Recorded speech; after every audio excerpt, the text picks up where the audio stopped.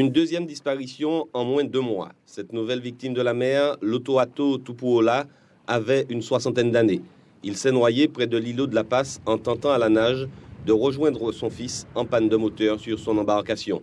Tout de suite après cette disparition, vers 17h samedi, les premières recherches sont effectuées par la famille et les gens du village de Alalo.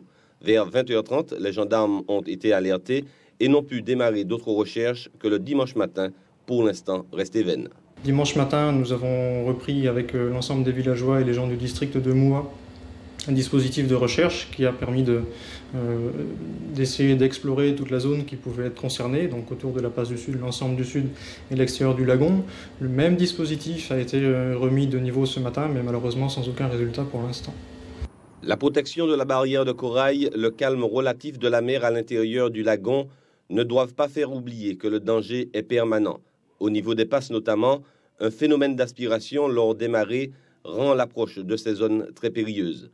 Les conseils de prudence sont, on le voit, aujourd'hui plus que nécessaires. Le conseil à donner aux gens de la mer est bien évident que face à l'océan, face à la mer et face au lagon, il faut rester particulièrement prudent et en toutes circonstances.